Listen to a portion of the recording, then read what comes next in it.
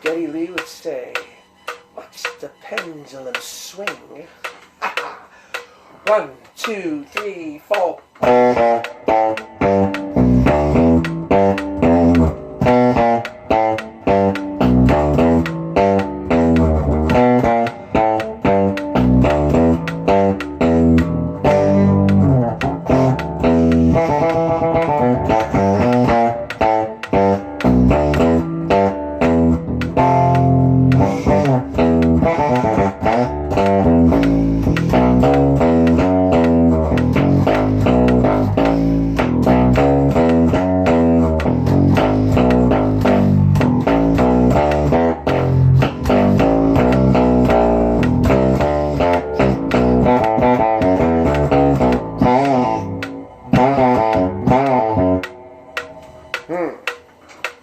Let's stop the Geddy Lee pendulum.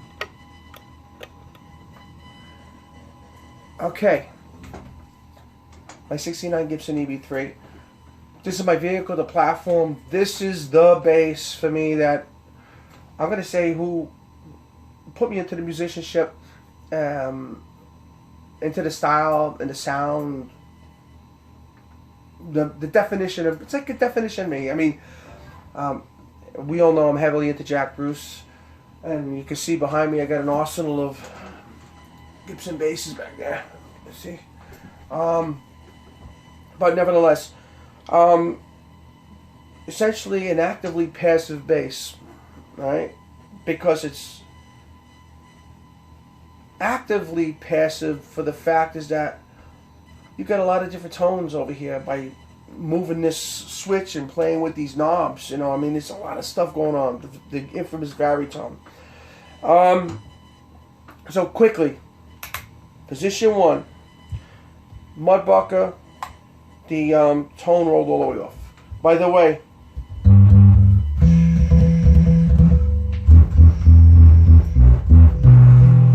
it does have one built in. See? Tom Semioli. Okay, now with the tone wide open on the mudbucker. Things are going to rattle in here.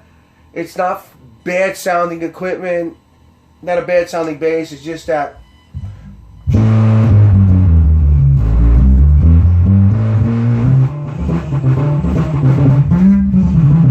mute.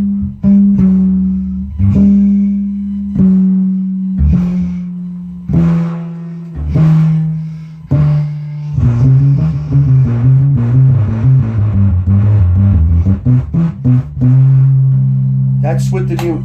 This is a felt mute. This is the original mute. Everything's original on this bass except for 2 things: the frets and the pickup bezel, which I thought was the cause of my, which actually was the cause of my problem with my pickup not functioning, because it was just worn out from this thumb pushing into it. So that's that. So position number 2 on these things is the mini humbucker.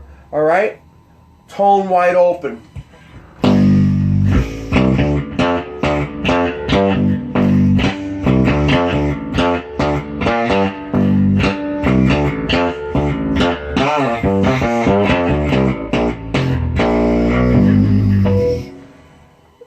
Tone closed.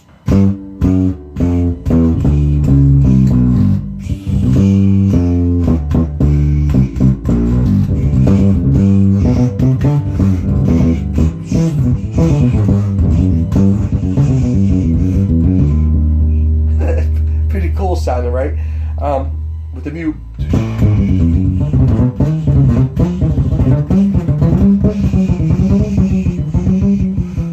Tone open. See? Okay. Mute off. My favorite position, the Jack Bruce position. I watched many pictures and I found it. And this is the sound I always use from way, way back. So what it is, it's the combination of the mini and the mudbucker with the choke on the mudbucker. How I run it, and I watched Jack Bruce run it, was everything's wide open, turn the treble on the mudbucker all the way off, and turn the tone on the mini humbucker all the way up, the bridge pickup. That's the sound I used before.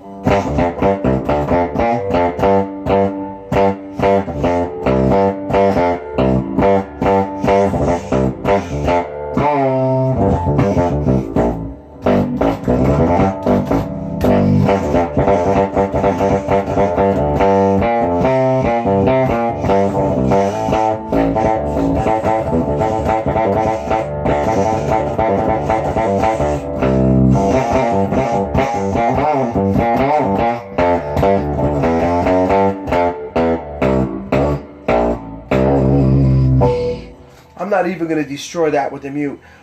So let's turn the Mudbucker tone control all the way up. It's going to really change it. But it's a useful sound.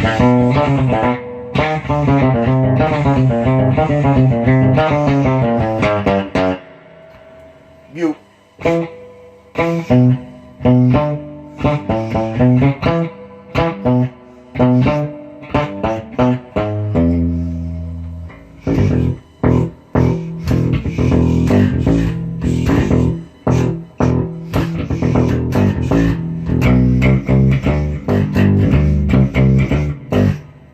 Anyway, you get the hang of it.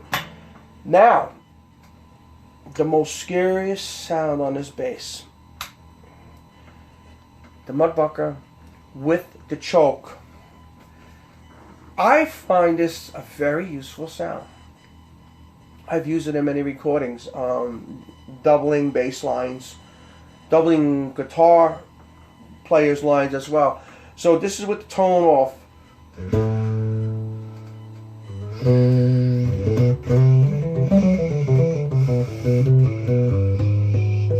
Mute on.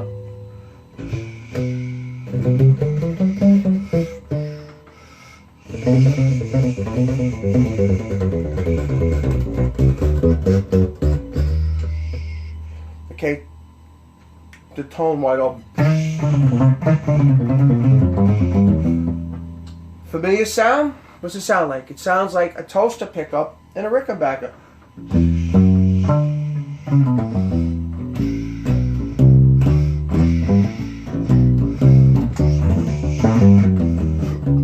Let's put the mute off.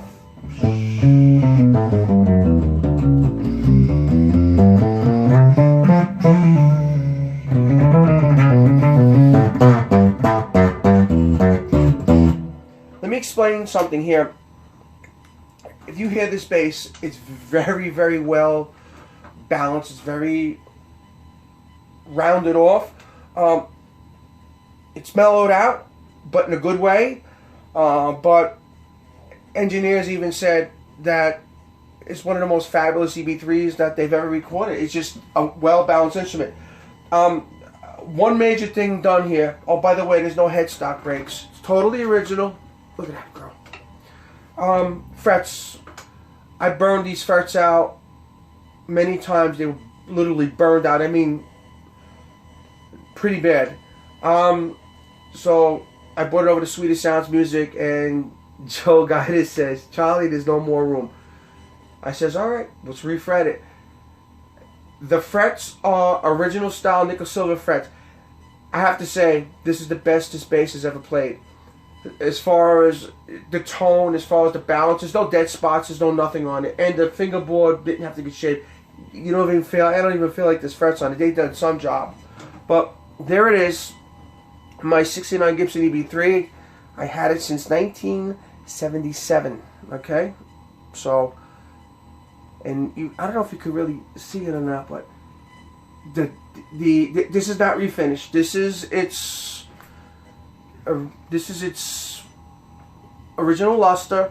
I never beat the hell out of it. Of course, it's got some dings and stuff like that, but it's got some beautiful lacquer checking on it. So nevertheless, for the Gibson boys, rock and roll.